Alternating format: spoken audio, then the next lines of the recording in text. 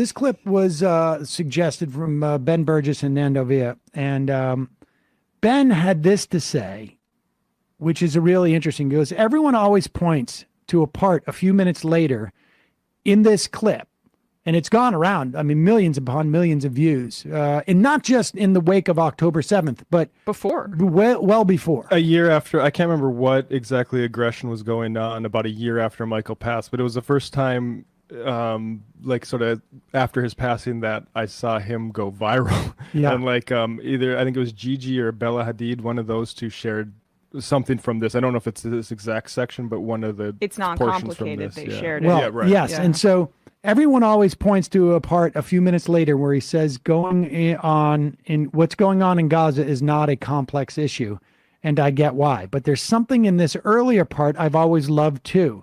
His first instinct is to make fun of the goofiness of the question, and he does for a second.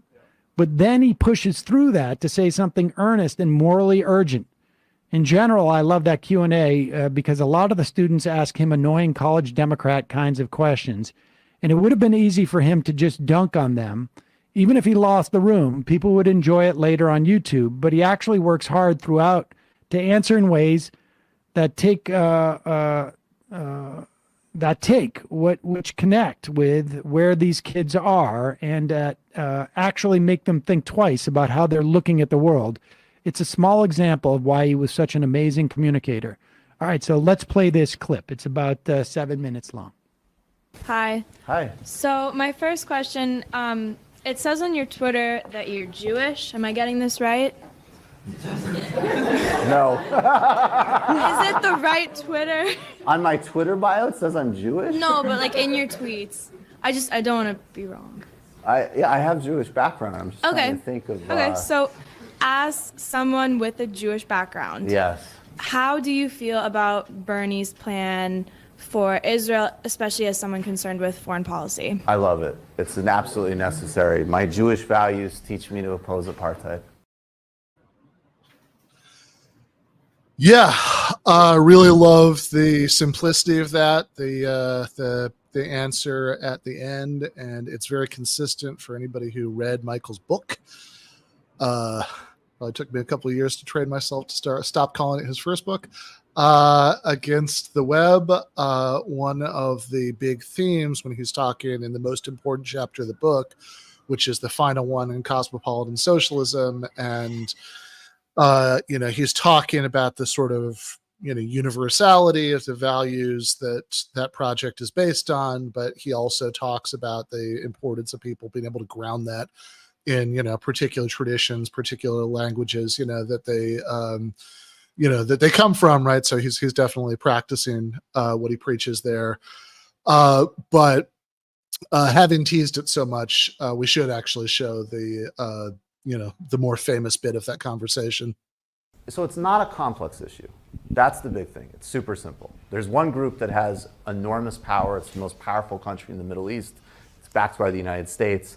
It acts on another population of people with total impunity and is never held accountable for anything. So there's no symmetry in the relationship, period. And just as like a thought experiment, IDW people, if we know that if somehow a population of Jewish refugees ended up in West Bank and Gaza, and an Arabic government in Jerusalem and Tel Aviv had an open-air prison in Jewish Gaza, which they bombed with white phosphorus, they killed civilians indiscriminately, and they had no provisions for medicine. They had an embargo that blocked food, that electricity wasn't running, that there was an over 48% unemployment rate, life expectancy and malnutrition statistics were horrifying. One of the major policymakers in this hypothetical Arabic Palestinian state said, we need to put those Jews on a diet.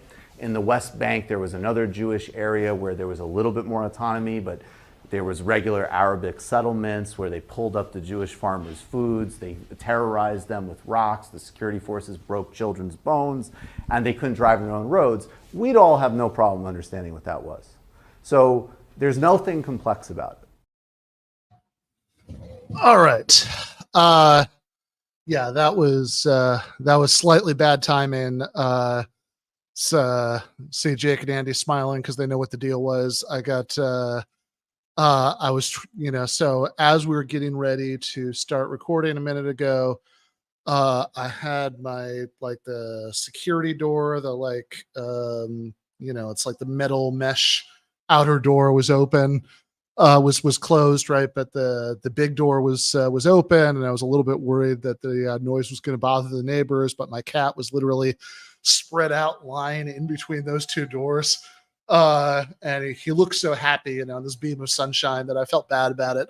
But he'd finally gotten up, so I was trying to leap up and close the door real quick while the clip was going. Yeah, I was panicking that like maybe the clip is usually longer, and you like wagered like 3 to 5 minutes to negotiate with your cat, and then you saw that I only cut, and I was like, no, I think that's the viral part. But I mean, it's all very good, but that is the viral part.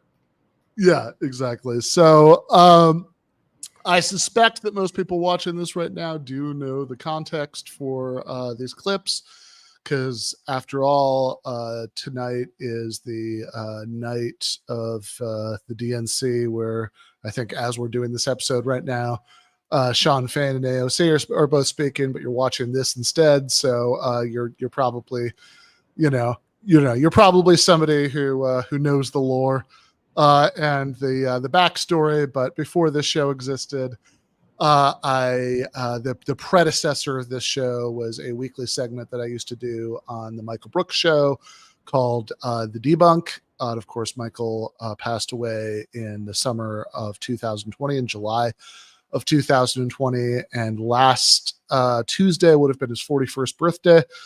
And so the Majority Report was, was playing some clips of that, they asked a few of us to send in of, like, kind of favorite moments from him. So that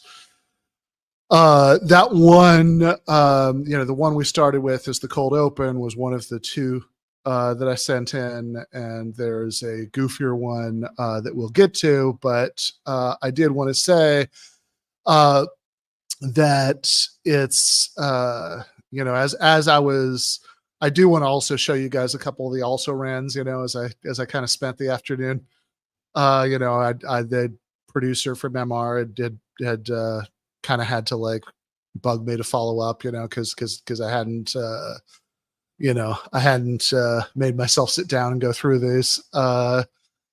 And when I finally did, there were a couple that were very close. I decided to go with, the one I just showed you, and the one we'll show you in a few minutes. But first, we have something that is, sort of meteor in a certain sense. This is from that same appearance at Lafayette College. Michael is, laying out some of the core themes from Against the Web, which had just come out, when all this was happening, or actually, I think technically it was about to come out. I'm not actually 100% on that. I think it might have been about to come out, because I think the lockdown might have started by the time it did, I don't know. It had either just come out or was just about to come out. So he's going through some of the big themes in the book and talking about some of the, intra-left critique that goes with that. And he kind of does a lot that I still really appreciate over the course of just a couple of minutes. So this one we've got as a screen share. And two other things, because there's a lot to cover here, and I can kind of get lost in the weeds. A basic difference, I would say, between left and right is the difference between historicizing and naturalizing. If you're on the left, broadly speaking, you look at things and you say, what are the historical, material reasons why that is happening? If you're on the right, you say that is what it is. Now, paradoxically, this is actually a reason why right now there's a lot of conflict between people who are more socialistic and people who are more like woke, quote unquote, because their moral dimension is better. Look, America is a racist society is correct. Acknowledging that truth versus denying that truth is a major difference, no question. However, if you read Adolf Reed, who's one of my intellectual heroes, I really hope everybody is reading him, he will tell you why racism and white supremacy is a multi-generational project in America that depends on economic conditions, that manifests in different geographies, that is inseparable for how we produce and do capitalism. And actually, it might become separable, right? Whereas some people who have a woke discourse, it just is. It's the religious foundation of America. There's no difference between any different historical periods. It's just this moral block statement. Does that make sense? So some of these critiques can get really subtle, and that's actually what started to occur to me with the IDW and dealing with the right, because these guys were exploiting a lot of weaknesses. They were coming in and they were seeing people, you know, look, if your pop culture diet, and let's say you're an alienated young man, which is the primary audience for these guys. That's just market demographics. That's not a moral statement. I did some brand work. This is just like you're looking at your demos. You're alienated. You don't feel powerful. You probably have a lot of actually very valid complaints in your life. You flip open, say, some, you know, mediocre, bougie website that you think is the left, and what do you have? Seinfeld's actually problematic, and you suck, and shut the fuck up, and this is a problem, and that's a problem, and this is this, and that, and then Jordan Peterson comes along and goes, no, actually, you're great, and you should have a government-provided wife to massage you. Now, and you didn't have people coming and saying, why? Why do you feel like you do? Right? So, because even in terms of relative privilege becomes in macro questions, like in your personal behavior, yes, it's relevant. If you're walking around thinking you're the most victimized person in the world and you're not, it's obnoxious and it's problematic, sure. But in the big picture, nobody outside of an incredible, minute fraction of the population is doing better right now. Yes, you can talk about aggregate numbers and people have more washing machines and cell phones and blah, blah, blah. I know all of that. So please do save those questions and comments. Let's go more interesting. But inequality is rising. Yeah. And, you know, in a lot of ways, I don't know. I mean, I guess a lot has happened, of course, in the 4 years and change, you know, since he gave that talk. And, you know, maybe this is just me being incurious and not, you know, not processing enough new information, but like everything about that still seems like, yeah, no, this is exactly right. Like this is the, you know, this is the sort of, you know, this is the problem with, you know, with the right. This is why what they're trying to sell is bullshit. This is how the left fails in response to it. I think that's all just, you know, exactly correct. Drifting into slightly, you know, well, whatever. So this thematically goes with it. This was the other runner-up. This is, I think, the first time that Adolf Reed was ever on the show. I'm not 100% on that, but I think so. If not, it was certainly one of the first couple of times. But this is the very end of, I think, Michael's first interview with Adolf Reed. And also just answer this whole question in the sense that if somebody says, in order to secure my vote, you need to support legal and housing discrimination against trans people, and I want to work towards formal legal separation of the races. Okay, that's never going to happen. That's a 5-second conversation. Right. And if somebody else says, maybe in the privacy of my own head or home, I have some repulsive personal beliefs, but I'm willing to, you know, vote for this broad multiracial coalition because I want health care. Well, cool. We'll take your vote. Thanks. Right. Yeah, no, absolutely. And like this is another problem about the left I've been railing about a lot for a while now, that this notion that politics is about displaying who deserves to go to heaven and who deserves to go to hell, right. or it's like pledging a frat, right? You got to show that you you accept like all the core beliefs to be part of our movement is absolutely self-defeating, and it just feels, I don't know. Well, I guess I do feel kind of comfortable, as I said to Nathan Robinson, saying this like in this city, but it just feels like a way too Protestant approach, like to politics for me. It's way too Protestant. Obviously, I think with a Jewish and Catholic background, we could align on that. Absolutely, totally. Well, yeah. Well, I tell you, I've got a good friend who has long said you have two choices with your kids. You can either raise them Catholic or Jewish, or they might turn out religious. Professor Adolph Reed. Yeah.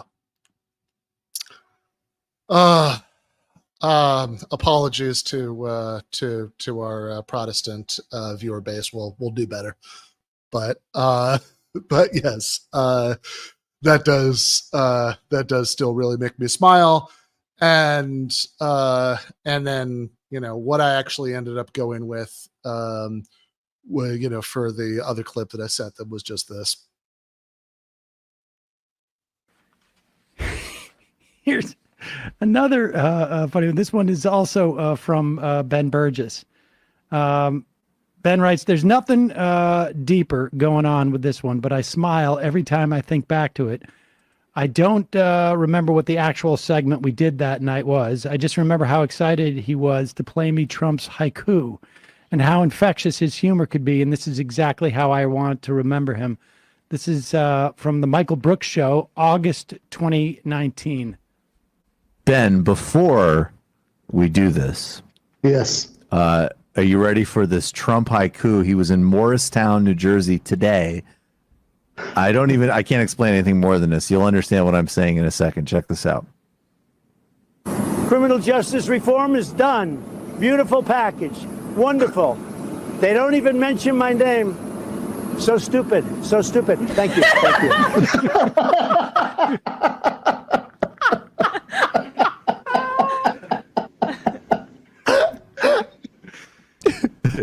Should we take it one more time? Yes, I think we need that one more time, please. Criminal justice reform is done. Beautiful package. Wonderful. They don't even mention my name. So stupid. So stupid. Thank you. Thank you. Thank you. Thank you.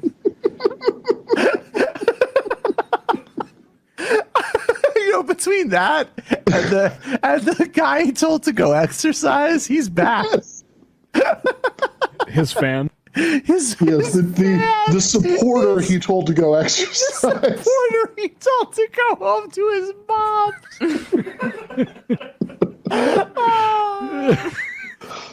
I would like to read something now that owes to Basho and the Japanese tradition of haiku. The lightning, So stupid. The lightning, So stupid. The lightning across the water. It reflects that I get no credit. No credit. So unfair. So unfair. Thank you.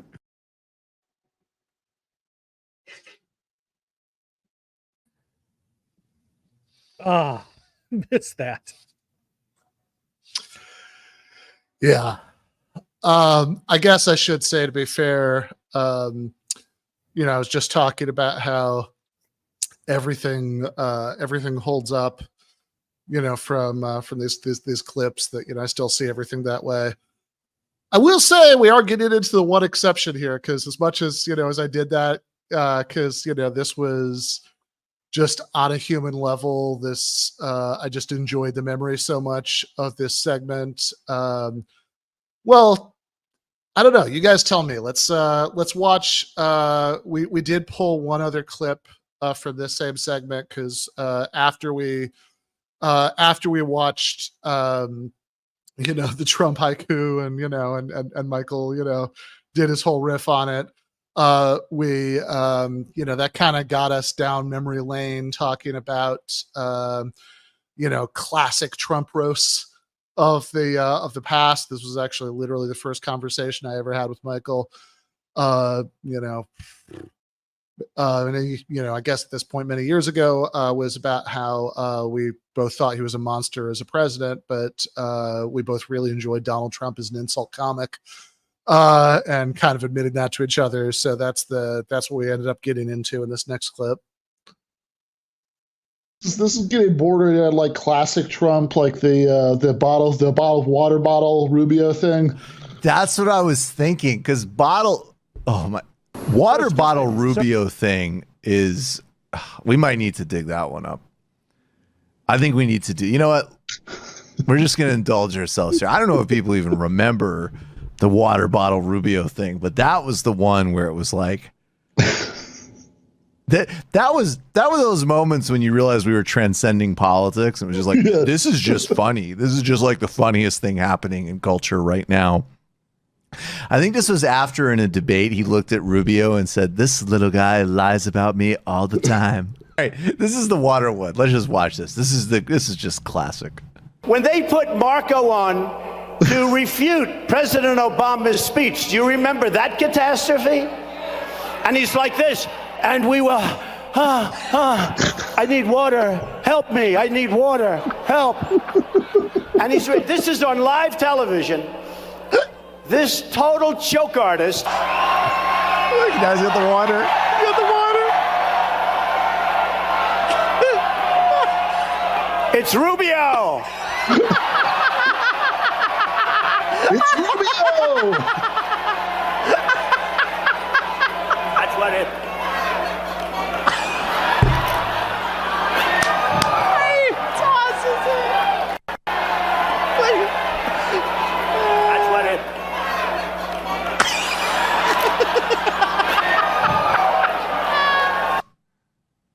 Oh my God. Okay, let's get to the debunk.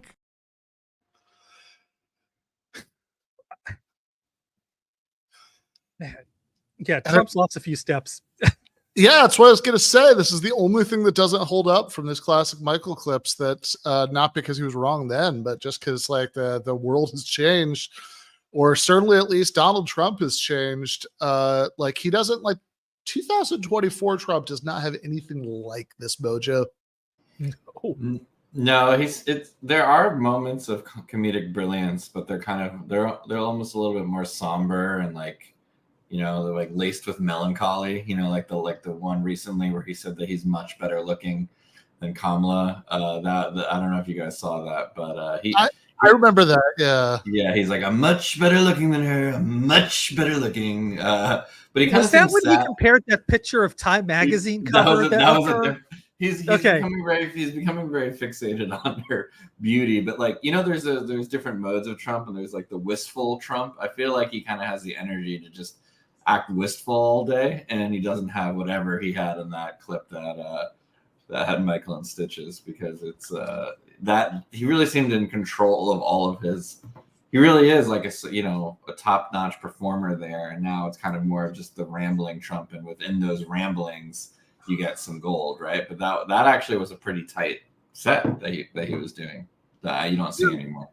No, totally. I mean, certainly, like if you watched his Rambleathon with Elon Musk, he was kind of boring in a lot of it, which is really weird to say about Trump. Yeah.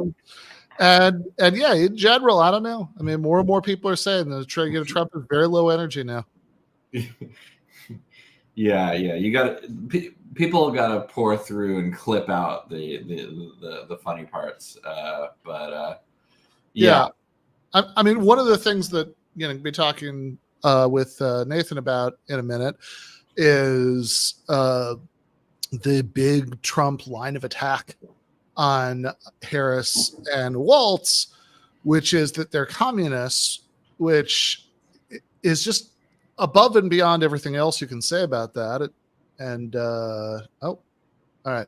We might be having some technical difficulties. That's all right. So above and beyond everything else you can say about that. Hold on just a second. It's just like, yeah, this is the kind of thing that like Republicans would be saying in like the early 2000s. This is not the 2016 Trump was like, I think we've talked about this before. I don't remember if you guys have seen this movie. Well, Andy has surely seen this movie, but like 2016 Trump was like Republican Bulworth, right? He was the so Bulworth is this movie about this Democratic politician who's like really corrupt and depressed, and he has this, and he like thinks he's gonna die, and He hires an assassin to kill himself.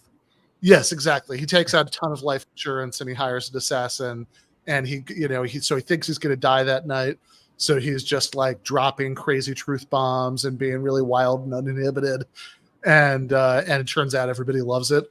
Right. Like that's kind of what, like 2016 Trump, like there was this kind of right-wing Bulworth energy to what he was doing. It was supposed to be that he was this bomb thrower. He was like, there was this, he was like, had the weird charisma of this like chaos demon. And certainly was this, sharp break rhetorically from Republicans of, bygone eras where it's like, I don't know, man, this, all of this, like their commie stuff, like this sounds like, this is the republicanism of like Barry Goldwater. Yeah, he's not even trying anymore, which is the worst part. Like, I mean, I get it. He's old. He's declining. He's just kind of going back to the favorites. But like, I don't know. I was actually watching Trump doing reviewing movies, where he like was relating hard to Citizen Kane. Weirdly, and getting the themes wrong, but like that was way more like interesting than what we got now, and I'm just like, man, like this cognitive decline came quick on him. Well, it seems like he kind of got railroaded with the into picking JD, right? And now he's kind of regretting it. So I wonder, if you're more tired, if your handlers say, do this or that, maybe you're like, all right, I'll do it. Just let me go. Let me go back to bed. Let me go call into Fox. And he's just like, yeah, you're right. JD is weird. Yeah, I mean, well, he literally said with a clip we watched in the post game last week, right? There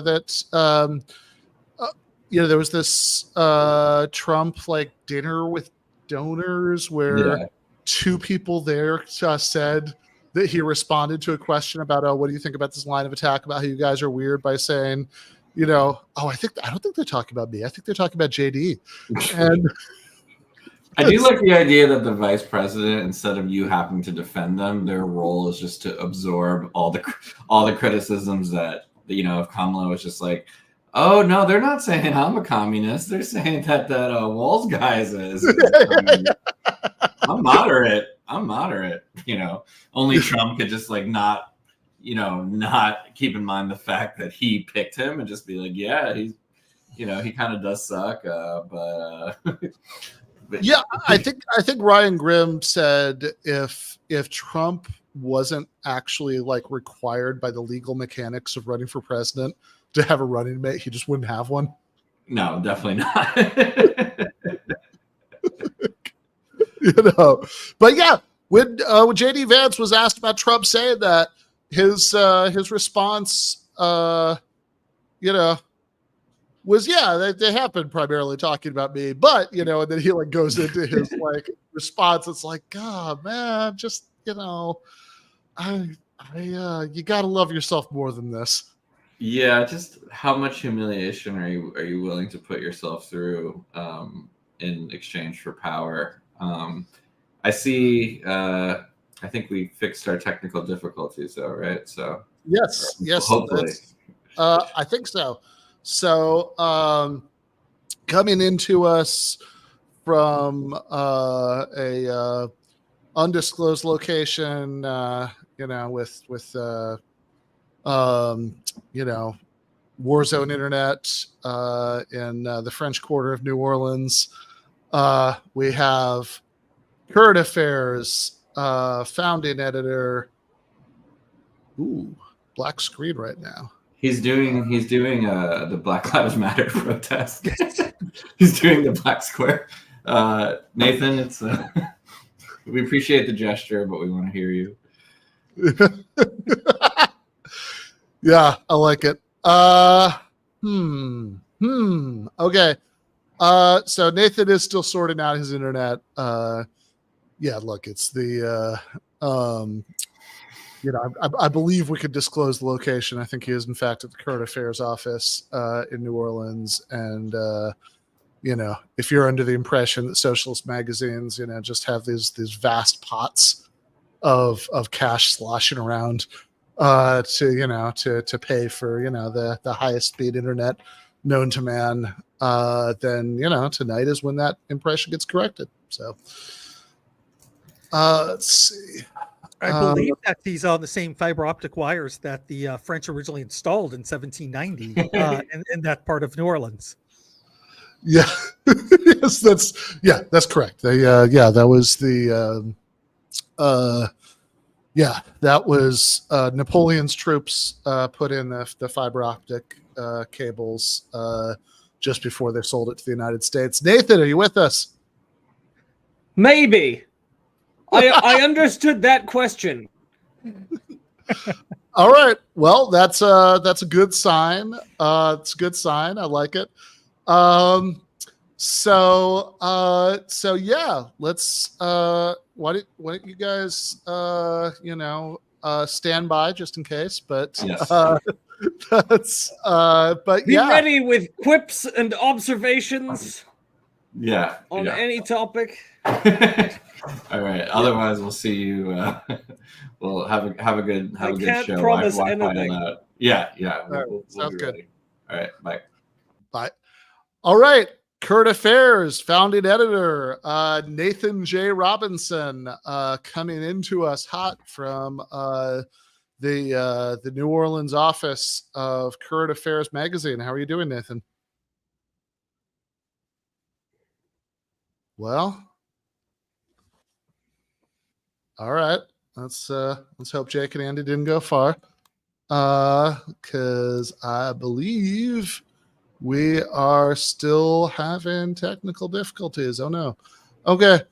Well, Yeah, look. I think Napoleon had the same problem whenever he's trying to live stream with, I don't know. I'm feeling all right. I mean, Oh no.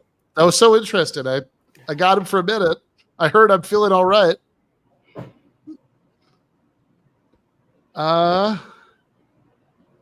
Yeah. Can you hear us, Nathan, right now? this is gonna work. Jesus God. Oh God. Yes. Okay. Intermittently. Intermittently. Okay. Nathan. Like every I other really- word. All right. All right. I am excited to hear from Nathan, but perhaps let's reschedule this because I think the internet might not be our friend tonight, and we will be very sad and have some shorter Nathanless version of this conversation right now. And we will bring on Nathan, perhaps even next week. Let's depending on how we can reshuffle the schedule. Well, I think if you're sticking with us now, and I don't know, is Sean Fain speaking right now or AOC? You should actually see if they are. But I commend you that your grasp on reality, like things that are actually happening in the world, has slipped so much that you're just like, fuck all that. The real action is an intermittent Nathan. I mean, listen, intermittent Nathan is better than mittent or non-intermittent. A lot of people. So yeah, well, one of the objectively very funny things about the DNC, or just deeply strange things about the DNC, is that I know Joe Biden is speaking tonight. So right after James Taylor plays. Yeah. So isn't James Taylor about to give up touring too because he's too old? Yeah, I actually met him 20 years ago, and I love James Taylor, but I couldn't. It's an interesting period. But yeah, this is kind of I saw somebody say, I was watching some convention coverage about an hour before the show. And I saw people say that if you're a politician, kind of the goal of your life is to get the Thursday night city speaking slot, not the Monday night slot. Because, Yeah. I mean, I think like probably a lot of delegates are still on Monday. This is definitely the night where they're sticking people who they're not trying to shine the bright spotlight on, right? So it's like, okay, we'll throw something here so we can let her speak tonight. There's a lot of stuff like that, but sorry,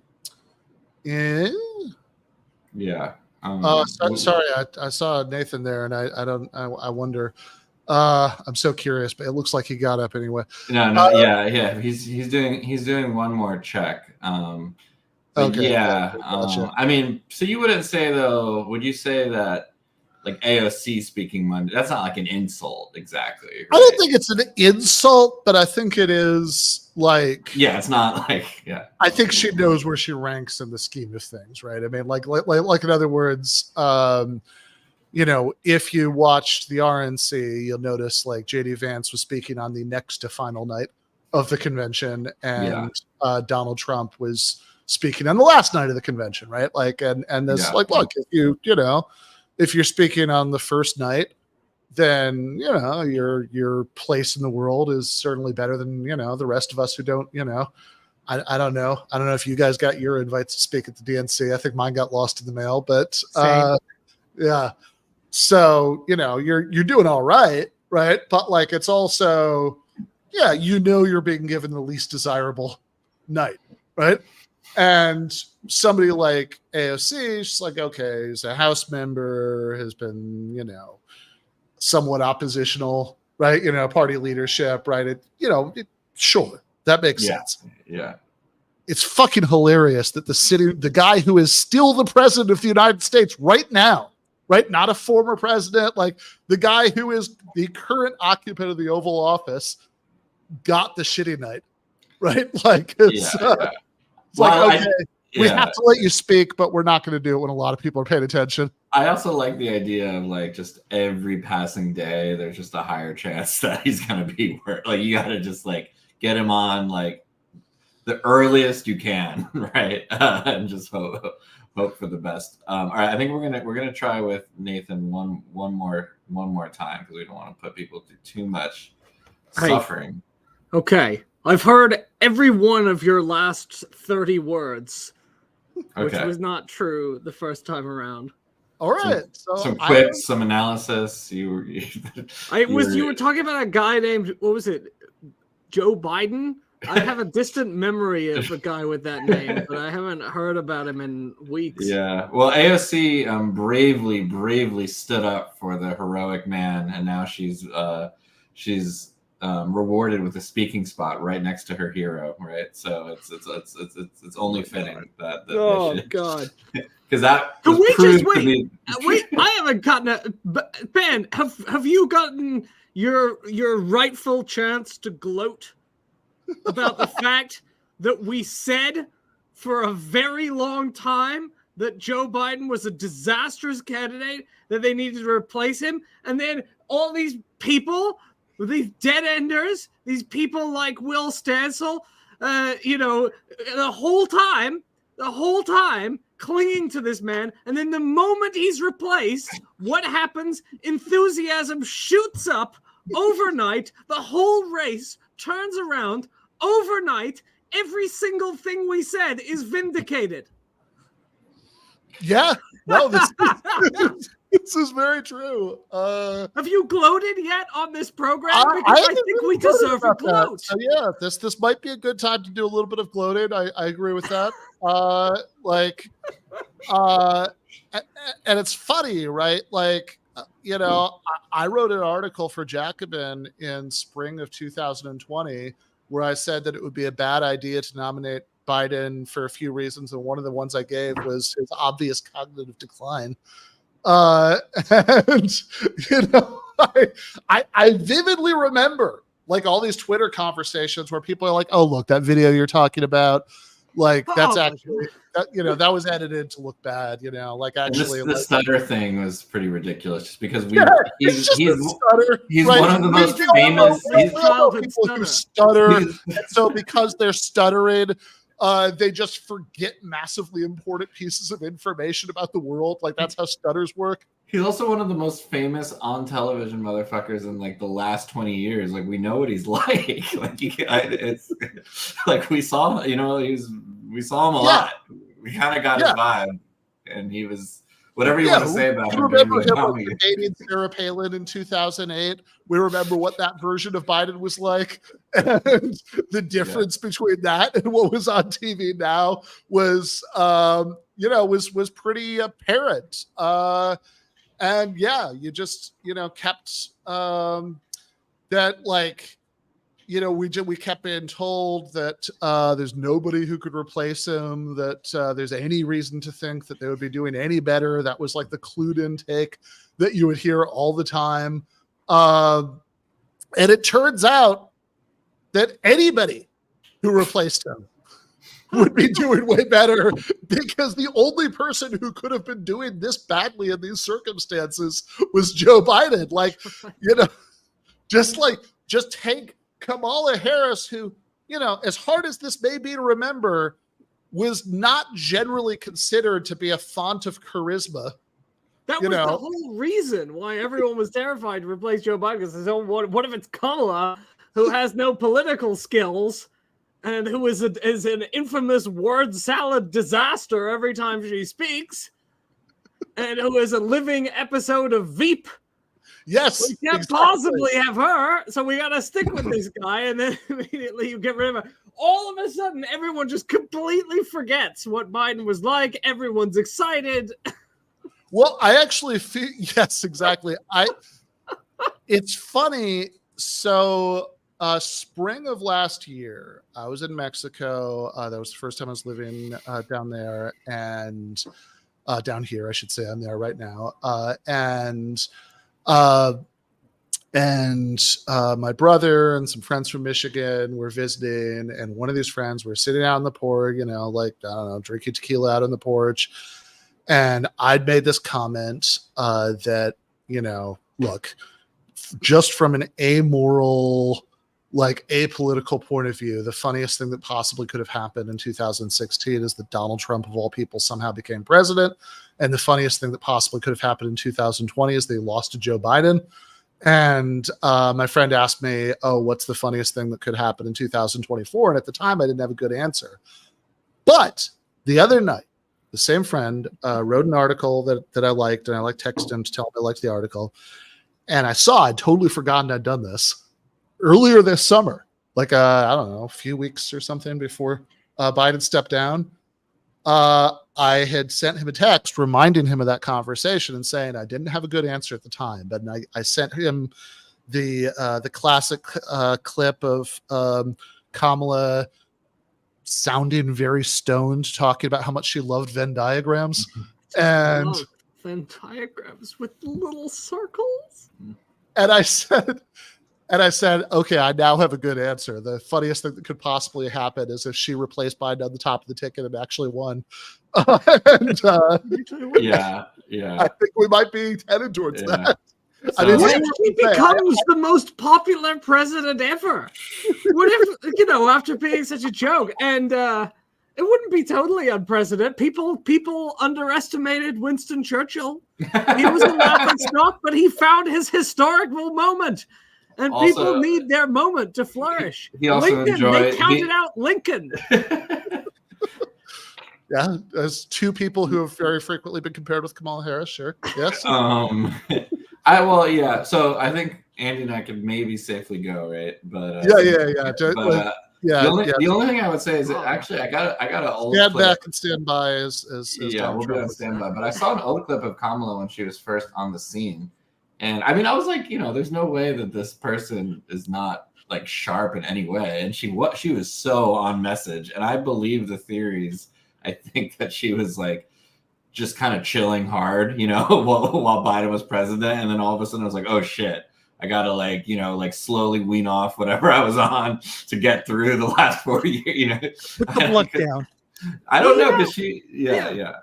The mystery was always that she flopped. I mean, we read an article in 2019 called or 2018 called Do Not Underestimate Kamala Harris, because we thought she was going to be the most formidable person in the 2020 primaries. And then she completely wasn't. She had to drop out before a single vote had been cast. And that was a little bit mysterious because she had everything going for her. I mean, she's smart, she's a good speaker, she's glamorous, she looks like she should be the president of the United States in a movie. Like, Well, I think the big thing is that she has that that one skill that we don't always necessarily, you don't see, but it's like that behind the scene machinations that she's able to make things happen, and she did, really kind of getting that momentum. I mean, she how when her book comes out, you gotta pre-order it for it to do well. She kind of did that kind of marketing behind the scenes to get those donors lined up behind her, and that's something we don't see, and you aren't going to see her on stage doing that. Well, look, I am not a conspiracy theorist, but when I see people like Vivek, this is how every sentence propounded. Yeah, I know. That is the best. If you're in a bar, that is what you want to hear. I'm not Vivek Ramaswamy, who just said, "Well, isn't it awfully convenient that there are Gaza protesters at the DNC? Isn't that awfully convenient at the very time she needs to present herself a monarch?" No, I think that's loopy. However, I will say that when Joe Biden dropped out on a Sunday, and I was seeing ads for Kamala's presidency on either Monday or Tuesday that were very well produced, I thought, my God, you had these ready fast. Yeah, I mean, I would assume that she was very busy during the time when, Biden spent during that month that Biden spent teetering on the edge of dropping out, right? I think assume they were making a few of those ads in that month. Yeah, that seems right. All right, guys. I will. I'll talk. See ya. Yeah, we'll be on standby. We'll be listening. All right. I will talk to you very soon, although I hope not on air tonight.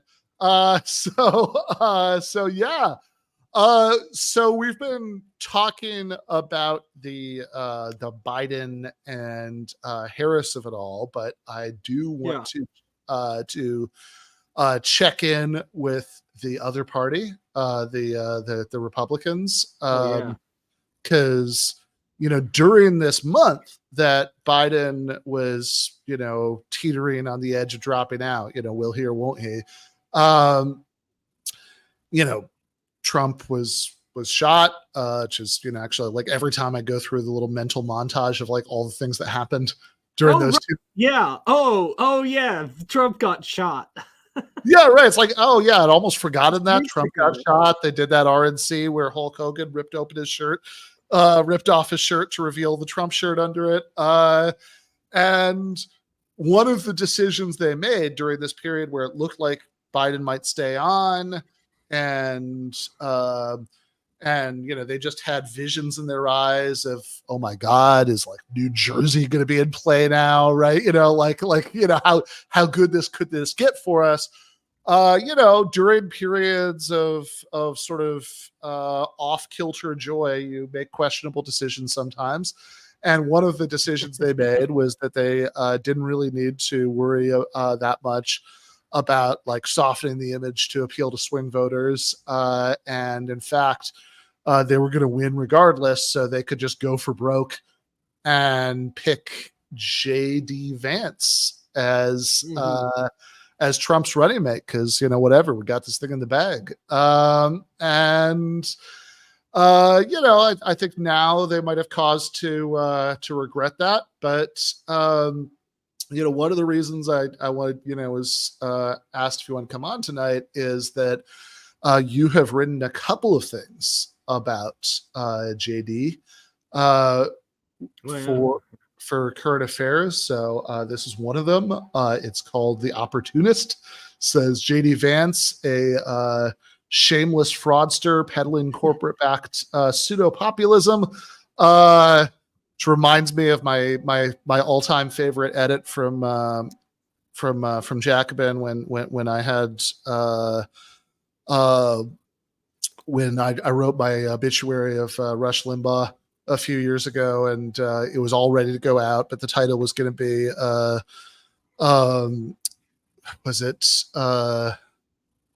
Rush Limbaugh was a demagogue who blah blah blah, and at the last minute Micah decided that needed to be punched up, so it went out as Rush Limbaugh is a repulsive demagogue who blah blah blah, but yes, is a shameless fraudster peddling corporate-backed pseudo-populism is a perfect match for Donald Trump.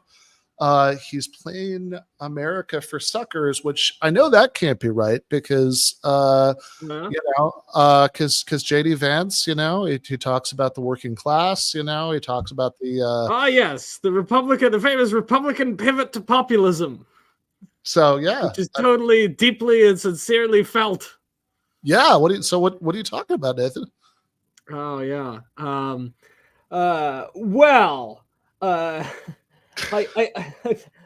don't see much evidence of it.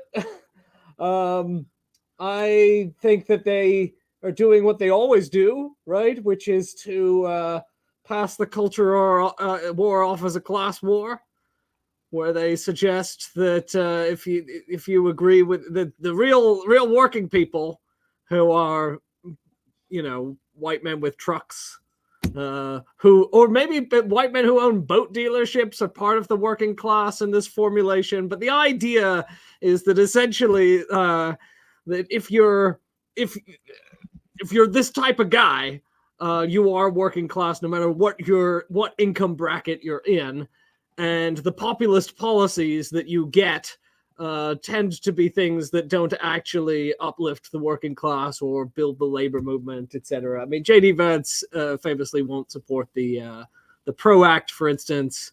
So all of this idea of we're going to invite we're going to invite a union president to the RNC and put on a show of how much we care about the workers. And JD Vance went to a picket line, and where I believe someone said first time here. And he had to say yes, because of course it was the first time there, because he's never shown any interest in unions up until now, and he still has all these statements about and also this, I wrote this other article about him that was about this manifesto he endorsed, and the manifesto he endorsed says that one of the first priorities of the right once in power needs to be to crush the teachers' unions. And that they need to be destroyed, root and branch. That's your Republican populism for you. Yeah, I mean, his stated reason, for not being willing to support the PRO Act, and I should say, like, we talk about how, there was. Sean O'Brien, right at the head of the Teamsters, asked to speak. Actually, he asked to speak at both conventions, but the Republicans took him up on it, and then I think the Democrats were pissed off that he'd done that, right? So they turned him down. But that's a stupid move. I think you'd probably agree. Oh, I totally agree with that. Yeah, I think that's an own goal. I think that having the head of the most, one of the most important unions in the country speak at the RNC, but not the DNC is a bad luck. Bad luck. It helps the Republican pseudo-populists make their case. Totally, yeah. But okay, so they let a union president speak there, and JD Vance went to a picket line, and it's one of the things that really strikes me about all this is that people are so used to Democrats doing those things that they, I think, very appropriately don't give them any credit for it, because it's these are such cheap gestures that nobody's that impressed if there was a union official at the DNC. Yeah, there'll be 20 union officials at the DNC. There's are you did a Republican go to a picket line while they were campaigning for something? It's Democrats do that all the time. Well, I don't know that the picket line thing, because I thought Joe Biden was the first president to I think he was the first president to go as a president. I believe. I would be very surprised. I guess I don't know, but I'd be very surprised if he hadn't if he'd never like gone to a picket line at any earlier point in his life, right? If that was his like first ever appearance, but he was the first one to do it as president. Obama, when he was running, said he would, but then he didn't. Yeah, he said a lot of things. Guy said a lot of things. Exactly. He generally said a lot of things, and this is one of the things he said. He'd, put on some comfortable shoes and, walk that. He promised to support card check. Yes, on the campaign trail, and then ditched it the moment he got into office. Yes, just like Biden basically did. In fact, fun fact, Obama had the PRO Act, for people who aren't, I'd assume most people who see this are familiar, but since it's been a few years since people have talked about it much, the PRO Act is basically a package of reforms that would eliminate some of the most egregiously anti-union aspects of American labor law that make it so much harder to organize labor unions here than in other comparable nations. And one of those is card check, which basically just means if the majority of workers at a workplace sign union cards, then that's enough. Right. You don't have to go through this whole ridiculous election process where the bosses have lots of time to intimidate everybody and make them go to captive audience meetings and all of that stuff. And so, yes, this would have been one part of the PRO Act. And Obama did promise to do that, and then made, I think, the most half-hearted, show of pushing for it when he got in, and then very quickly gave it up. And the point man, who was the point man for Obama's half-hearted show of gathering support for card check? Ooh, who was it? Rahm Emanuel? Who was it? Who did he pick? Vice President Joe Biden. Oh, okay. So, and then he just, very quickly dropped it. And then Biden dropped the PRO Act pretty quickly. Maybe a little bit, maybe he talked about it for a little bit longer, but I don't know, not lately. If he has lately, I've certainly missed it. Which is like kind of the thing that it's like, yeah, Democrats always, not always, but like a lot of Democrats have been willing to talk like a fairly good game about some of this stuff, but then they just don't actually do it. Right. And so I think a lot of people can kind of sense, oh, this is just kind of pandering bullshit. Right. You're making a show of like, you're going to do all this pro-labor stuff, but then, maybe like you'll appoint better people to the NLRB or whatever, but on any like substantive policy level, you're just not going to do anything. Whereas, people are so unused to any Republicans making the tiniest rhetorical gesture in that direction that they get all this credit for it. When it's like, yeah, the new populist turn. Yeah, is the all these headlines. Well, and I think when JD Vance was chosen, I believe the New York Times covered it as Trump picks like fiery populist. Yes, they did. Yeah, I think I posted some of those New York Times screen grabs of the Times. JD Vance is a populist who's distrustful of corporations, and it's like, did JD Vance write this article? Because this is definitely how he wants to be seen. But yes, he doesn't even support the PRO Act, which, to put this in perspective, like Chuck Schumer is a co-sponsor of the PRO Act. Like there are lots of people who would not be mistaken for radical leftists, who are just like regular Democrats who are like, yeah, we should do that. He's not a co-sponsor of the PRO Act. When Sorab was interviewing him and he challenged him on that, he gave, I think, could be most charitably described as some half-hearted and incoherent excuses for why not. He does not support Medicare for all, which his stated reason for it is that actually this would be a giveaway to the professional class because the government would be paying doctors money. I think he says that about childcare too, doesn't he? Yes, his argument against.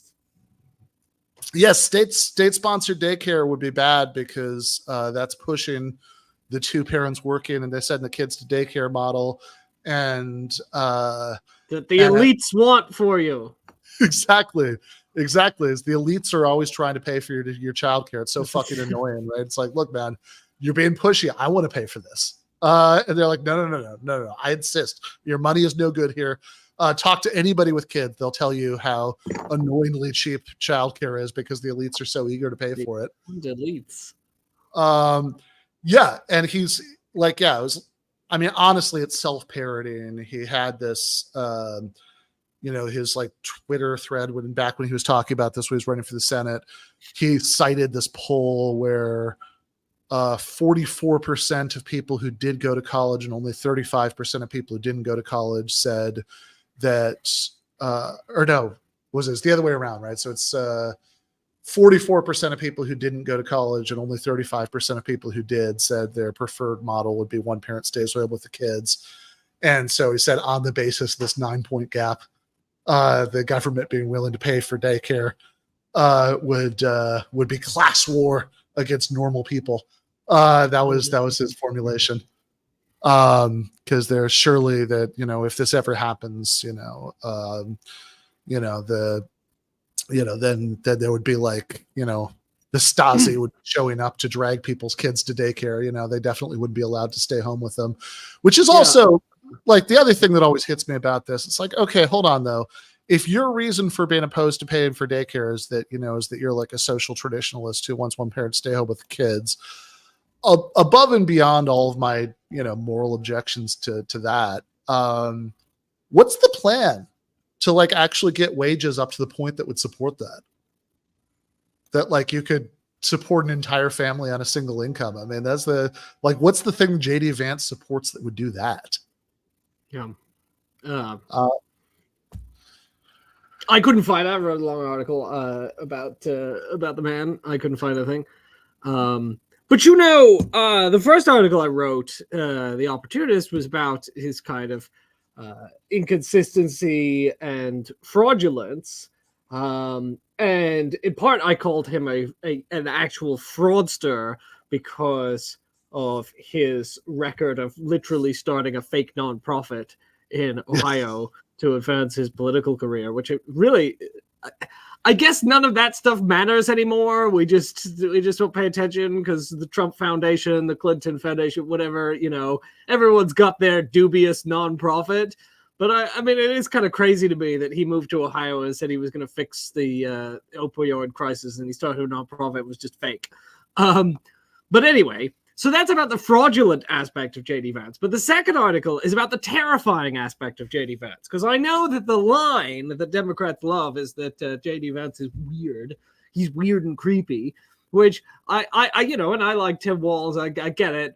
I get that it's effective. I get that they're trying to reclaim normalcy with their camo hats and their USA chants. But okay. However, J.D. Vance endorsed this manifesto. And interestingly, the publicist for this manifesto sent us an email promoting this book. And I hadn't heard about this book. So the publicist, and we have the publicist for the book to thank for this article, because they actually got it publicity in the form of my article.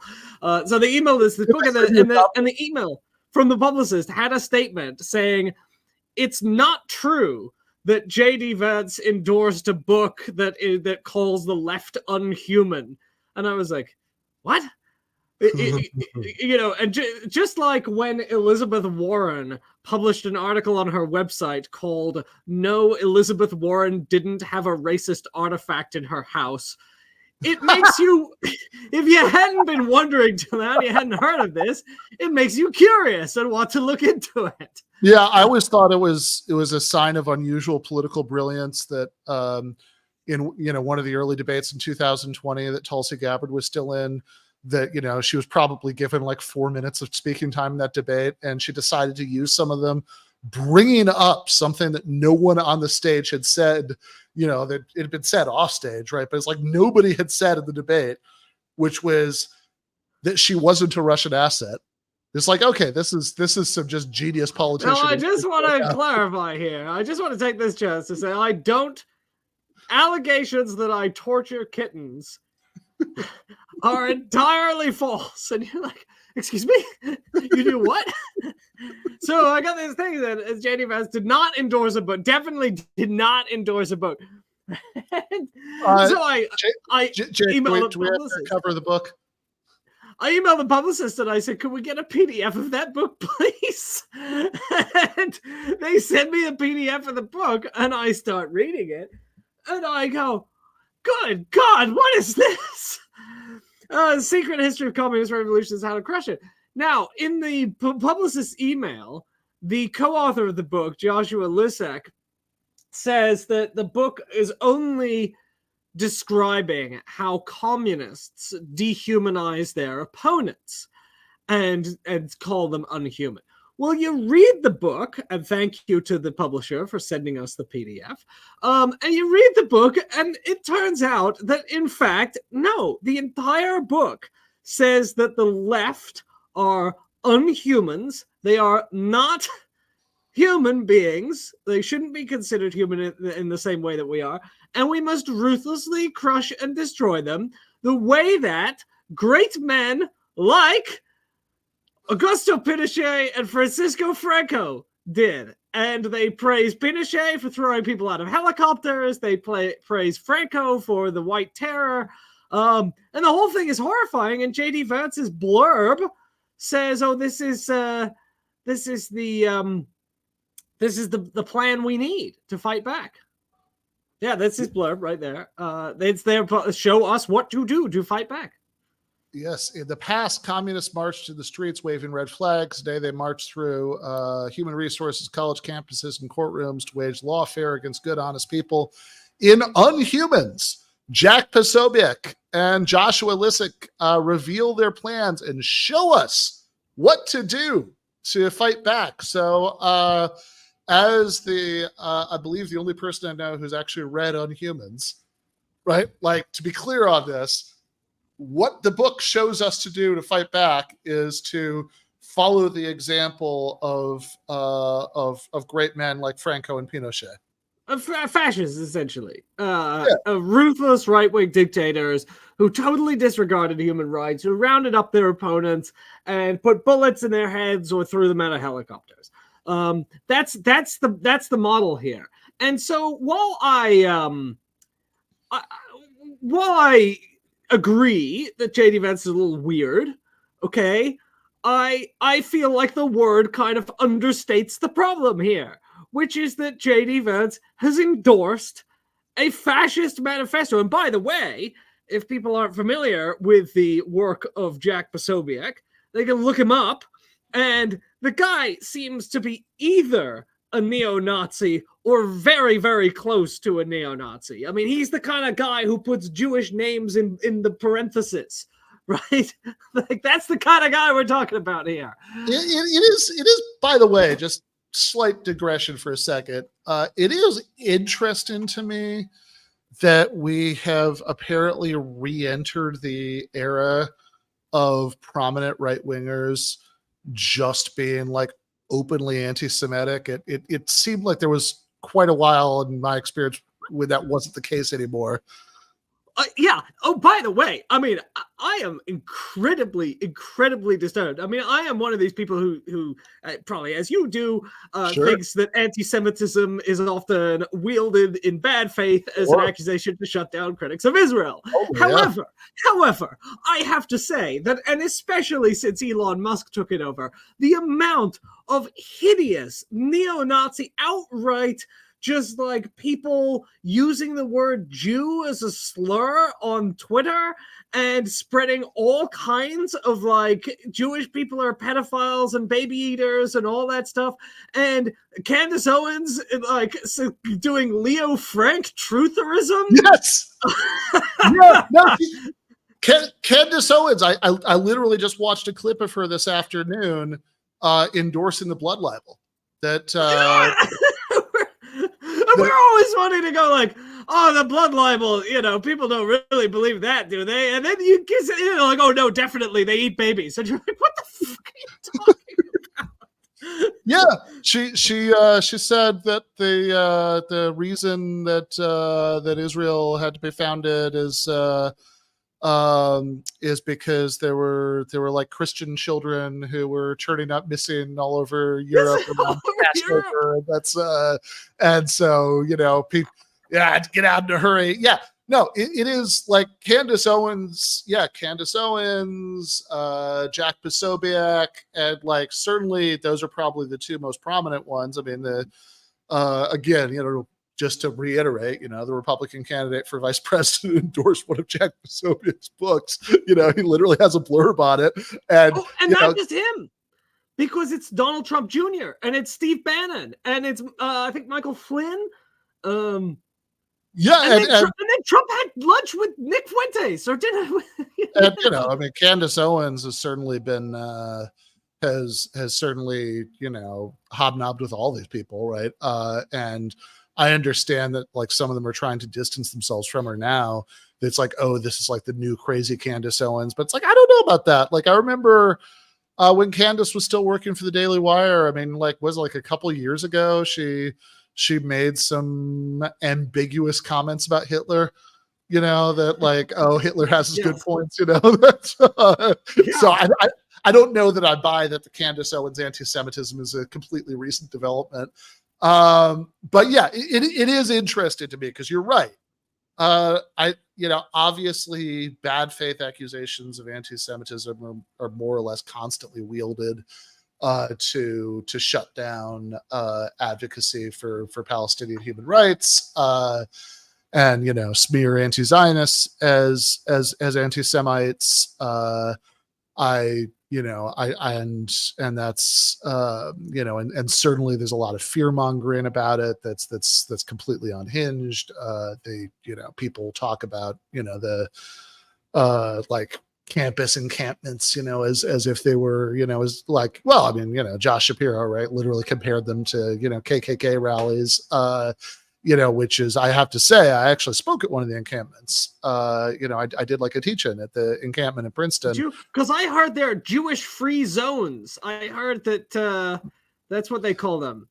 They check whether you're Jewish on the way in, and then if you are, they prohibit you from entering. Is what? Yeah, I have to say, my anecdotal impression is that if that were true, quite a few of the protesters in Princeton would not have been able to get in. But it's so like and like on it, and yeah, that stuff was all ridiculous. I mean, I remember telling several people that like probably that period of like, toward the end of spring semester with the encampments was the time in my entire life that I have most felt the force, not of like a sort of sophisticated Chomsky-Herman kind of view about how propaganda works, but of like a sort of 19-year-old, who just read Chomsky the first time and has some very simplistic understanding of it, view of how propaganda works, that like what's true in that view was like most vivid to me, right? Because the insane disconnect between, everything I knew from my entire life of, adult life about Palestine solidarity activism, everything I knew from, actually, working with some of these people, speaking in there and all that stuff, and and this completely unhinged portrayal, all fucking true. But also,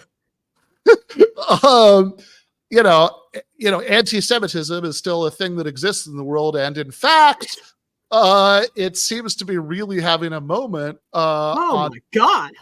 On the right, right? On the right, yeah. And I just see. I saw today on Twitter. I saw a actually like a right-wing person who I'd met like last year at a wedding had posted something that was just like a normal right-wing kind of post bashing AOC, right? Like he actually didn't say anything that was like particularly eyebrow raising, but then like he did his bashing AOC post, and somebody responded, and I quote, "She's a Jew." Okay. I guess we're just doing this now, right? No, like, look through the replies of stuff on Twitter. You see really open anti-Semitism in a not even coded a little bit, not even just like, well, we know who, wink, wink. There's no wig. They'll post like the cartoon with the big nose, and they'll be like, "It's the Jews." And you'll be like, what the hell is this? And what shocks me about it is that anti-Semitism, the famous phrase, "the socialism of fools," right? You come up with a little group to blame, then you don't understand how the actual structure of the economy works, and so you come up with this dumb theory. But it's so dumb. Anti-Semitism. I'm just, every time I see it, I just go like, how stupid do you have to be to believe this and to post the noses? And I'm just, it shocks me that it persists. Yeah, because it's not just sort of bigotry and conspiracism, but it's a you would think it's such a weirdly antiquated form of these things that it would have gone away by now, right? People would have pivoted, as indeed they for most of my adult life, it seemed like the right was pivoted, right, to exciting new scapegoating, right, and a lot of it still has, but yeah, there has been a shocking resurgence in the openness about this, which is which is also all not totally off topic here, not just because of it's not just because it's more than eyebrow raising that JD Vance blurbed Posobiec's book. It certainly is, and and I remember actually as I was reading your article, this is very random, but have you ever read Jonathan Franzen's novel Freedom? I have not. Okay, so there's a character in that novel who's this, at least as the novel starts, is this like extremely pleasant and personable Midwestern housewife who there's this sort of running joke about how like the harshest thing that she'll say about anything is that it's weird, right? That's like nothing is worse than weird. And I have to say that did kind of run through my head a little bit as I was reading the article about Vance blurbing on humans, that perhaps there's something worse than weirdness going on. It's worse here. than weird. Yeah. And I know the word fascist is overused. I don't overuse the word fascist. I'm very careful with the order. I will use the word fascist if you praise Franco. That's when I'll start whipping that word out. Yeah, I certainly, as you say, it's wildly overused. Generally speaking, I've been very resistant to those analogies because I don't actually find them very analytically clarifying, and I think the overuse of the word diminishes its emotional force. But once you get to the point where you're blurbing books saying that Franco was great, then like I think that there's I think it would be reasonable to raise the question. Can I just I mentioned Nick Fuentes. Okay. That guy, I don't know how many clips you've watched of him, but he scares the shit out of me. Because if you watch him, he's actually a very articulate, like well-spoken Nazi. And what he does is he selectively turns on and off he speaks very confidently, very fluidly, right? It's all terrifying. I only mean articulate in the same sense that Hitler himself was articulate, right? In that, like, he is capable of putting together very, very forceful words. And that guy selectively turns on and off his Nazism. And I think you could see him becoming respectable on the right. I already saw Michael Tracy guest hosted Glenn Greenwald's show, and he had Nick Fuentes on as a guest, and they had a friendly conversation. And I'm just thinking, isn't this guy a neo-Nazi? And I don't think it came up in the conversation. They were talking about something else. And then I look it up. I'm like, oh yeah, he believes in a war against the Jews. He praises Hitler. Hitler's this guy. Like, and I'm like, why is he on Glenn Greenwald's show as like a respectable guest? What is going on? Yeah, that's I haven't seen that. But like tonight, Nick Fuentes. That's not great. Yeah. I think that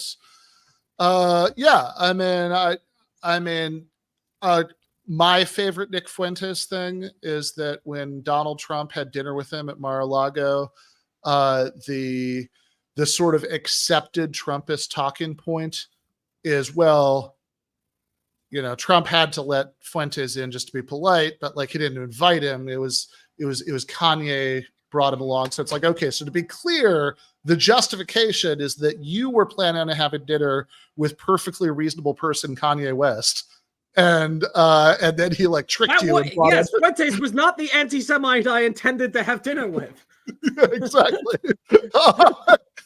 Yeah. Okay. So this is, and you know, part of the reason, again, beyond the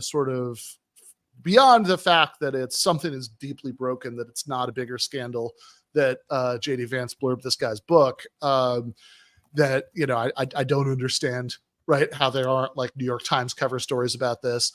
But beyond that, it's also on point because one of the big Trump talking points for the election has been accusing Democrats of anti-Semitism.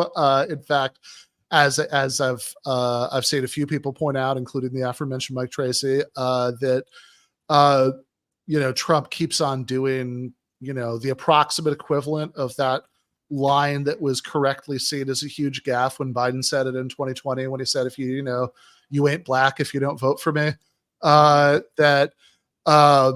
You know, Trump keeps doing the same thing, and you know, it's like, oh, I don't understand. It's so crazy that any Jewish people would like vote for the Democrats. They're so anti-Israel, which, you know, above and beyond the fact that, you know, that's itself somewhat anti-Semitic, the insinuation that, you know, American Jews are primarily voting on the basis of that, right, and all have the same opinions about that, etc., and not say any of the million other issues where most American Jews have closer views to Democrats than Republicans. And, you know, of course, sadly, the Democrats themselves are actually awful on Israel-Palestine. But that's like one of the big points. And then the other big one is the one that you get, Jake, if we have the clip, is the one that Trump gave when he was talking about Harris's selection of Waltz as her running mate when Trump is on Fox and Friends. Nobody knew how radical left she was, but he's a smarter version of her, if you want to know the truth. He's probably about the same as Bernie Sanders. He's probably more so than Bernie Sanders. She is more so than Bernie Sanders. That's got to be your guide, Bernie Sanders, and that's not a great guide. But there's never been a ticket like this. This is a ticket that would want this country to go communist immediately, if not sooner. Immediately, if not sooner. I don't know that probably more than 100% communist too. Yeah. No, that's I want somebody to turn that into a rhyme and chant. You know, when do we want it? Immediately, if not sooner. Yeah. So there's been quite a lot of this. So Trump posted this over the weekend. Oh yeah, that's this thing. As he's back on Twitter intermittently. He's back on Twitter. So if I were a Truth Social investor, I suppose I'd be very upset about that. And we have the same theme from Elon Musk, who tweeted this. I don't even know what movie or TV show this is from. This meme, I don't know. But it's Kamala saying, "I want equity. Be honest." Oh, that's the David Beckham. Okay. That's David Beckham talking to his wife. I want equal outcomes. Be honest. Yeah. I want communism. Thank you. That's Elon Musk, and Elon also tweets with regard to Kamala. Actually, if you watch the clip, quite literally. Yes. Elon says Kamala is quite literally a communist. She wants not merely equal opportunity, but equal outcomes. So yes, quite literally a communist. We also can we I'm sorry. Can we just take one moment, because you are a person who understands this. You're a political philosopher. Can we just mention how annoying this equal opportunity versus equal outcomes thing is. Do people understand? Every time someone like Elon Musk or Jordan Peterson says, well, I believe in equal opportunity, but equal outcomes, that's communism. You go, do you understand that it would require communism to provide equal opportunity? Totally. Like, equal opportunity actually requires much more social engineering than equal outcomes. Because equal outcomes you can get by just redistributing the wealth. Equal opportunity, if you wanted to provide equal opportunity, you would have to be swapping parents out. Right. Yeah. I mean, so like the pragmatic problem is that, one generation's outcomes become the next generation's opportunities. So it's very, what people are even talking about when they say, oh, I support equal opportunities, but not equal outcomes. They haven't thought it through.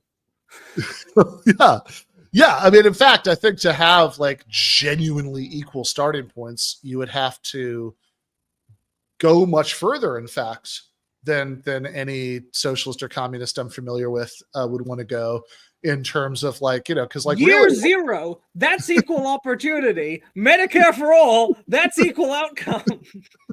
Yeah, exactly.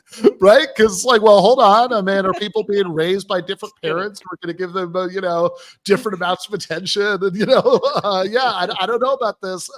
Some of them are going to help with their homework more than others, Can't fix the opportunities without radically re-engineering society. But what you can do is accept that the opportunities are different and then fiddle a little bit with the outcomes. Yeah, I mean, I've always liked, and it's actually funny because something I've been thinking about a lot for the last week is I saw this clip of Joe Rogan. I don't remember who he was interviewing, but Rogan says the thing, right? The like equal outcomes, I don't believe in equal. I believe in equal opportunity, but I don't believe in equal outcomes. Yeah, he says the thing, right? Yeah. And it drove me crazy because when I was on Joe Rogan 2 years and change ago, he there's this like sort of very funny exchange where he asked me if I'm a straight up socialist. And I'm trying to, explain, what I think and why. And I brought up, I didn't reference Cohen by name, right? But I bring up G.A. Cohen's socialist equality of opportunity argument, which is, says, okay, well, there are a few different things you could potentially mean by equal opportunity. Sort of the least interesting is that you could just say that everybody has like, has like legally equal opportunity, right? Like you don't have laws in place preventing some people from achieving some things, right? Apartheid South Africa, right? Failed on this kind of equality of opportunity, but also ultimately it's the, Anatole France quote, right? About the rich and the poor, being equally allowed to, sleep under bridges. I'm probably messing that up, but you know what I'm talking about. No, that's the quote. So ultimately, right, says, well, okay, so if you really mean this, right, like you should, like, what's the most sort of serious equal opportunity principle, you could have, and it would be, well, you shouldn't have differences in outcomes that are outside of the control of the whoever ends up with the shorter end of the stick, right? So sort of trying to make this normie friendly for the Rogan appearance, I said, look, if I don't like capitalism because I think that it generates an unacceptable amount of inequality. If one person is, makes more money than another person just because they choose to work more hours, that's one thing, right? That the other person just wants to stay at home and watch Netflix, but that if the other person has no choice in it, right? And I don't know. I mean, it's like I as I recall, Joe's response in the moment was, "I completely agree." So Rogan's like Piers Morgan. He appears to learn things in the moment, and then it's like there's a brain refresh every night. Yeah, There are like lots of exchanges where you watch it and you're like, wow, Joe Rogan really learned. And then just with Piers Morgan when he has these conversations on Israel, and you go, my God, he seems to really be getting it. And then the next episode comes on and it's yeah. I mean, so it made me sad to see Joe Rogan repeating the right-wing twaddle about, the outcomes and the opportunities and communism. But this, and in fact, by the way, with the clip about which Elon is saying that Kamala is quite literally a communist. If you actually watch the clip, she's advocated in the clip is just bog standard, like, liberal, like, diversity politics, right? I mean, that's all. It's not even the price gouging thing. It's not even the price gouging thing. This is before the price gouging thing. Yeah, I mean, all she's saying, what she's doing is she's just doing the verbal version of. I'm sure you've seen the meme with like equity versus equality. Matt Brunick wrote a really good article taking it apart, but it's like equality is when the people are standing watching the game, but some of them can't see it because they're shorter, and then equality is you bring over some boxes for the one person to stay. Equity, right, is you bring over some boxes for the one person to stand on. But it's like, look. Like 30 seconds of thought should tell you, okay, but like, what does this actually mean to like a mainstream Democrat like Kamala Harris? Like, all she's talking about is just like extra help for members of underrepresented groups so that, we get a more demographically proportionate ruling class. I mean, like, that's the actual, ideology of all this, And that wasn't what Stalin wanted. No, not at all. Yeah. Look into it. Google Stalin is, yeah. No, it's like, I remember, as much as I hate to praise Bill Maher back when, many years ago, back when he still had the occasional funny line, I remember they did this thing on Real Time where there were the healthcare town hall protests going on, and these like proto Tea Party guys, were protesting one of the healthcare town halls, and they sent over like the Real Time reporter to like interview one of them, and they had this sign that was like Obama is Hitler, and they're like, oh, why are you comparing Obama to Hitler? And they said, well, in 1934, Hitler announced a commission to reform the German healthcare system. And I remember the Real Time guy's line is like, yeah, but that's not what he was primarily known for, right? Yeah, that was when Dinesh D'Souza reviewed his book on why Democrats were Nazis, and it was all like, you find the points of overlap, and you're like, yeah, but there's one big point that doesn't overlap, which is, all of the horrible stuff that made Hitler the worst villain in human history. Yeah, right. It's like, yeah, you could say like, oh, yeah, Hitler did like a social security, system. It's like, yeah, okay, sure. Lots of people did. Yeah, if he'd stuck to that, probably wouldn't have had a problem with him. Yeah. He also did the, now, I want to say dictatorship and the Holocaust, and like this, like that's more the reason we think Hitler's bad. But yes, getting back to anti-Semitic dictators, I didn't mention this in my J.D. Vance piece, but I should have, which is that Franco was a massive anti-Semite. There are a couple of great articles there's one in the Jewish Chronicle on the hostility of the Franco regime to Jews. There's another one in Times of Israel, how dictator Franco built his regime vilifying the Jews. And so obviously this is not as closely associated with him as it is with Hitler, for the obvious reason that Hitler carried out the Holocaust and there weren't that many Jews in Spain at the time. But J.D. Vance not only praised the book that praises a fascist dictator, but he's an anti-Semitic fascist dictator, which is one of the reasons why I get so annoyed at this, like, hand-wringing about all the anti-Semitism on the left. stuff. It's like you're praising the anti-Semitic dictators. Yeah, no, definitely. And also like, look, it's always particularly frustrating when people do the left anti-Semitism thing, because of course, look, it's obviously true that anti-Semitism is a thing that exists in the world. It would be statistically shocking if it never showed up on the on the left. If there were like no left-wing person who had any anti-Semitic views, be like, oh my God, how'd that happen? But also, especially when people say, well, the far left, people who are people who are the most pro-Palestinian and the American left, etc.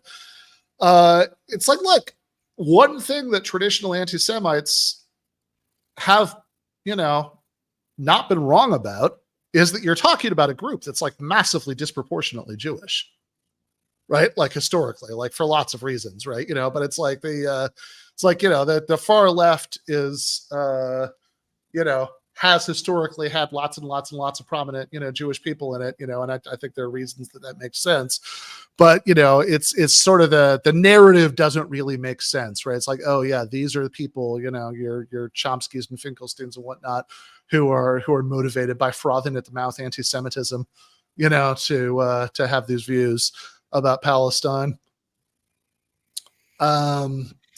So yeah. Oh, we didn't even do the one that we used for the title for this episode is this is the New York Post Communism. Actually, I'm not sure how to pronounce this.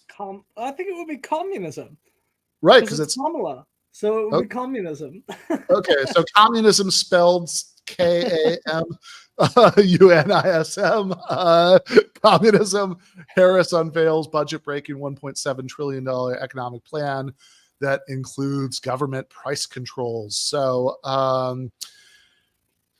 yeah, you're the editor of one of the most prominent socialist magazines in the United States.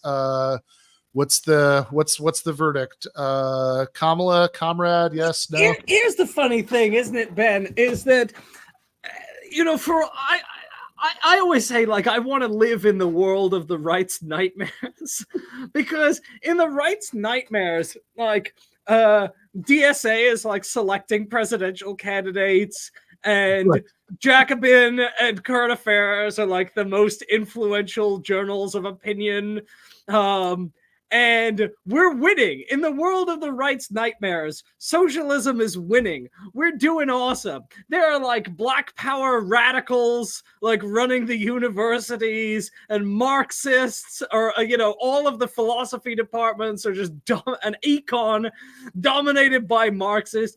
Students are taking, courses, critical history departments are full of critical looks at American history.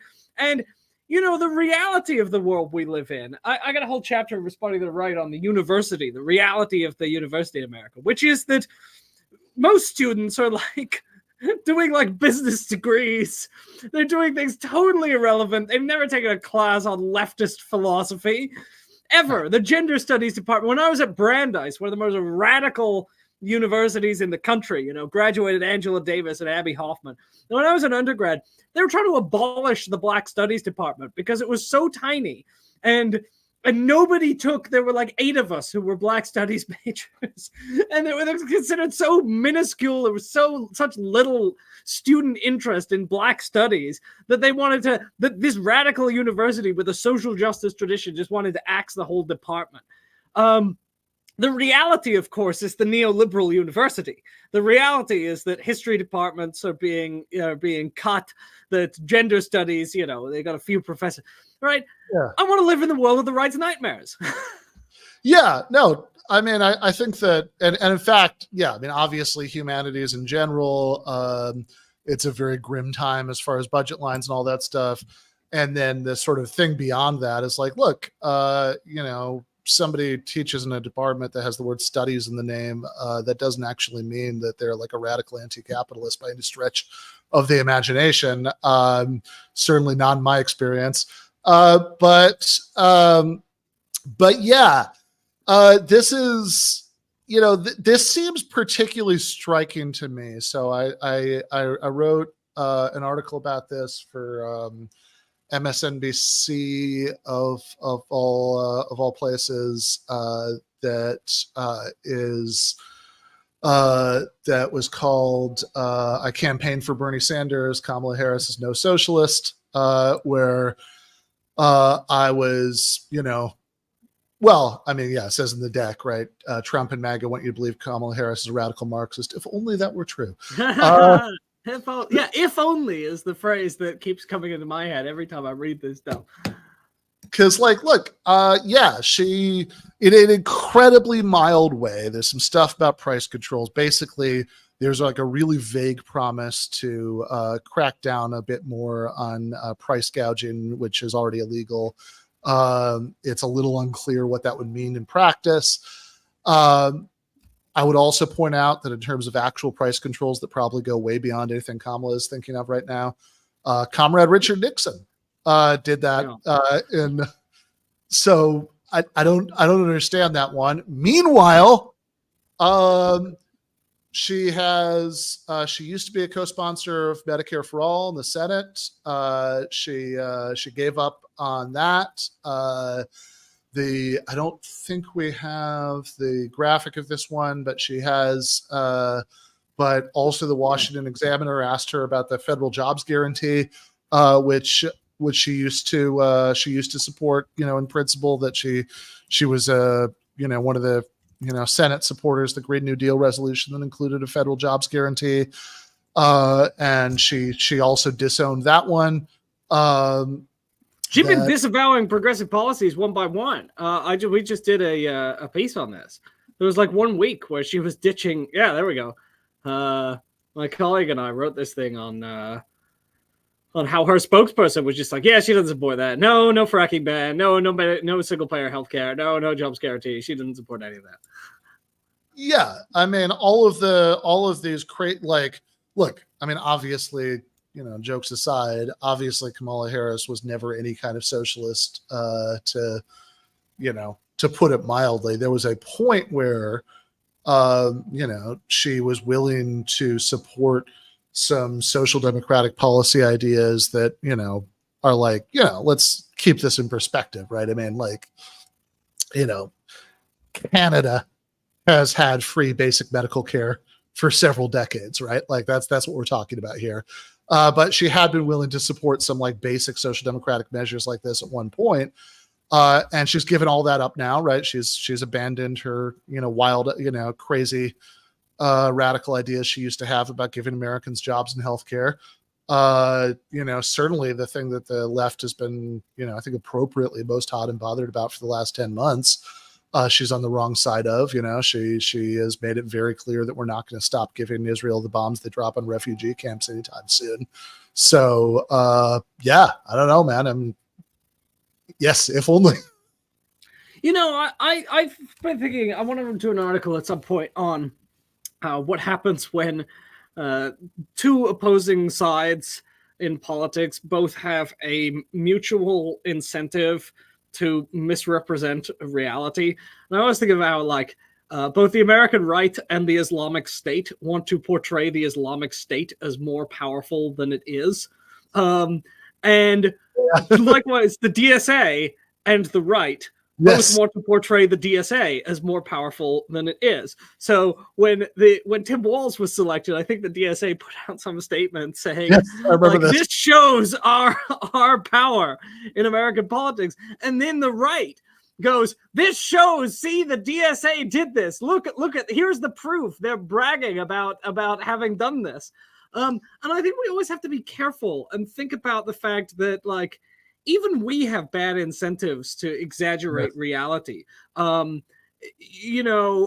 did an article a few years back that I know pissed off a lot of people on our side, where we said the actual Nazi threat in America was very exaggerated. And then the Southern Poverty Law Center, for example, it puts out their hate map of all the hate groups. they exaggerate the strength of the hate groups. They won't tell you how many people are in them because usually they're really tiny. They're just a few kind of, dysfunctional people out in some backwater. And we warn people, you got to be very careful because the Southern Poverty Law Center they're always going to tell you that the Nazis are on the march. And we on the left, the Guardian ran things about, the Nazis are on the march. The Nazis, and I was like, well, but how many people went to that march? How organized are these groups?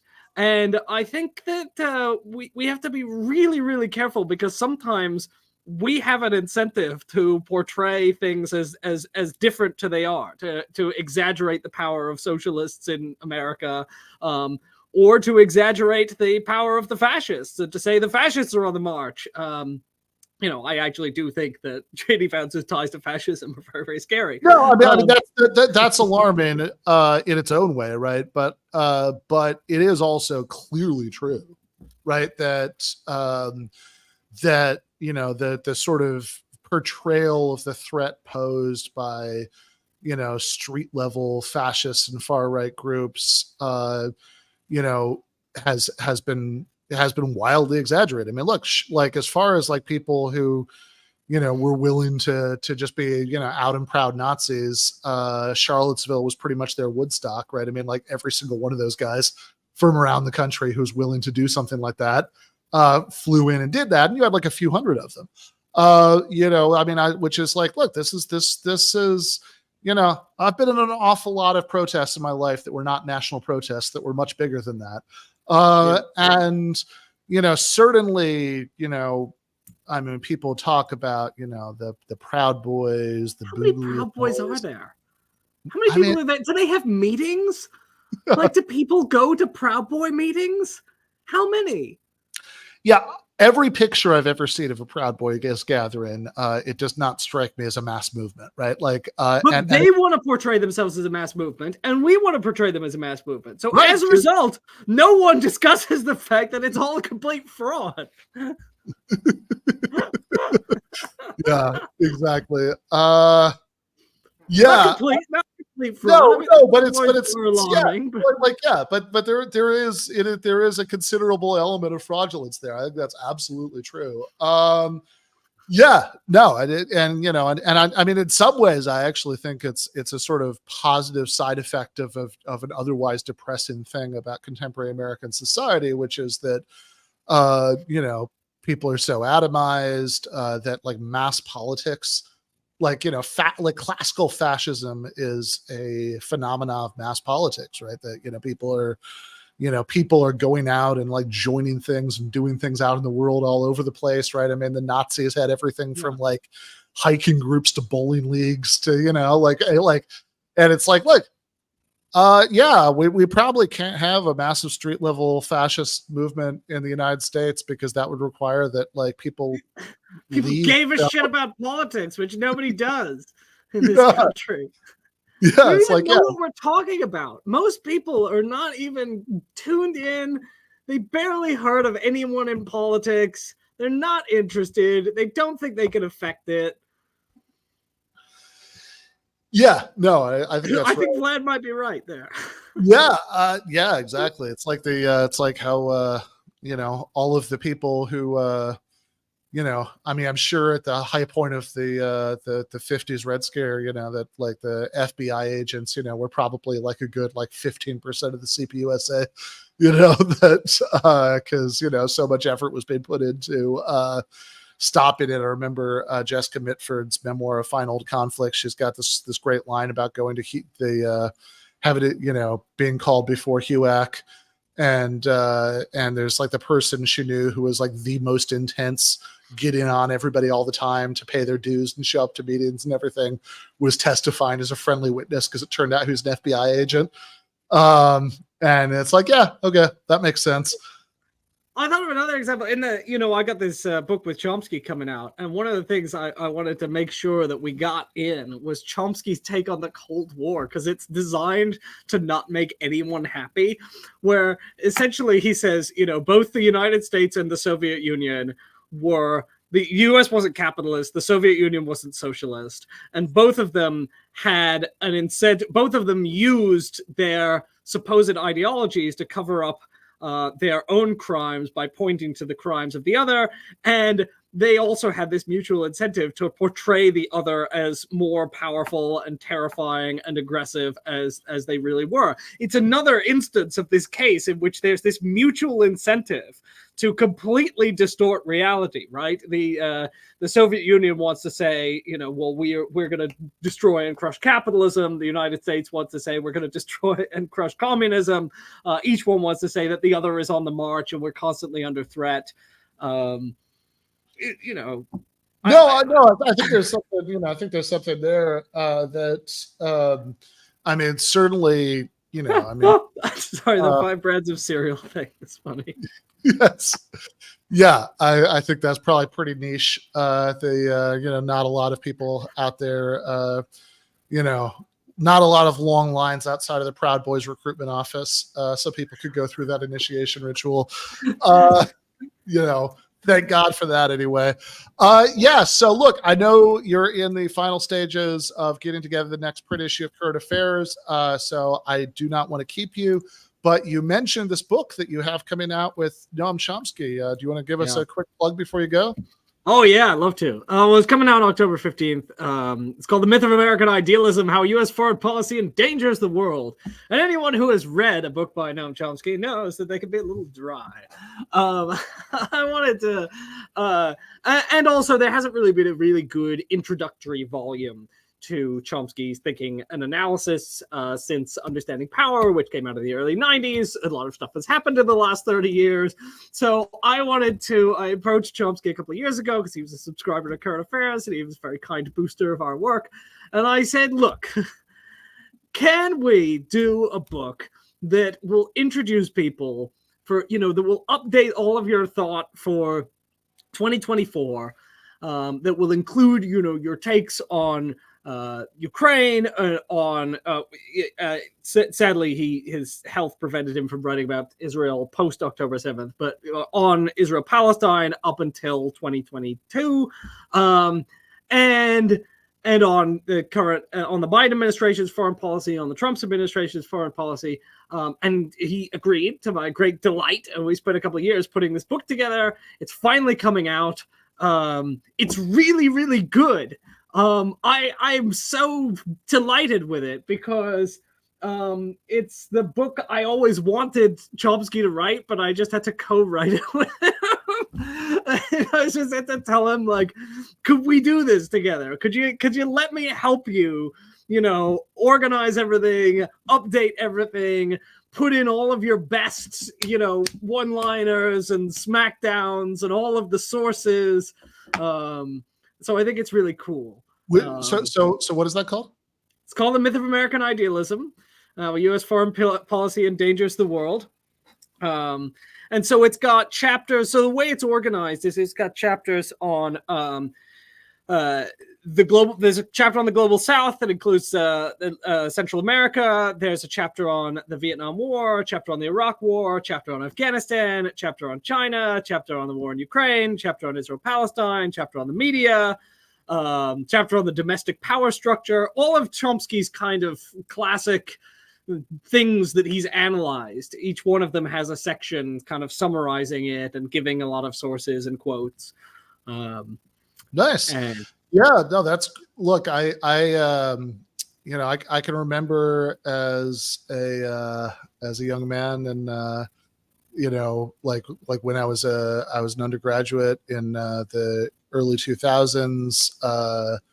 Back then, because this was just barely pre-YouTube, the sort of the only way to access Chomsky's thoughts that I knew of, at least, was to they would put out these like books that were just like little transcripts of his interviews.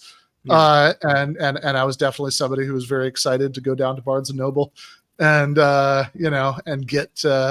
get each new one of those. So I'm genuinely very excited to see this coming out, The Myth of American Idealism. So really looking forward to that. And on that note, I will let you get back to Always cramming. a pleasure. I'm sorry that my internet in Louisiana it's the damn cable monopoly. We could go into the economic foundations of my inability to get a good internet connection, but needless to say, it is not my fault. It is capitalism's fault. Yeah, that sounds like a current affairs article to me. Why I was having connection issues in GTAA, would be the title, and you go into all this stuff about the cable monopoly every single goddamn time. Sorry. Fair enough. I just know I'll get a sympathetic ear for that. I'm sure. I'm sold. All right. I'll see you, Ben. Talk very soon. Have a good night. Good night. All right. Well, that was Nathan Robinson. Again, his book with Noam Chomsky, Myth of American Idealism, coming out in October, I believe, is what I heard. Speaking of books, or pamphlets in this case, that are coming out in the near future. I have a pamphlet coming out from Everyday Analysis called 4 Essays on Palestine that you can go on their website right now. We've got the link in the description down below the box where you're watching us right now. And they'll send you the PDF right away, and they'll send you they'll send you a print copy when it's been printed up. I think it's at the printers right now, is my understanding. So it'll take a couple weeks, and it should probably be, if you order a copy now, I think, they should be arriving in North America, and by like mid-September, right? The Everyday Analysis is based in the UK, but they Alfie Brown, who runs that, told me that if we do some kind of book launch event in LA, that like mid-September should be safe for that. So do check that out. I am not going to, we're not going to be doing a post game tonight. Sorry about that. We'll make it up to you next week. But it's my neighbor here on Podcast Street in Rosarito, Jason Miles. It's his birthday today, so once we're both off YouTube, we're gonna go meet up with a couple of other friends of ours here and go out to a steakhouse in TJ, I think. So, but this does remind me that I also wanted to plug Jason's latest. So he's been doing this thing called the Crisis Papers on the TIR Patreon. This is the second installment on this.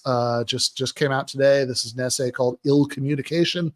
That's basically about the politics of racial essentialism as they manifested in the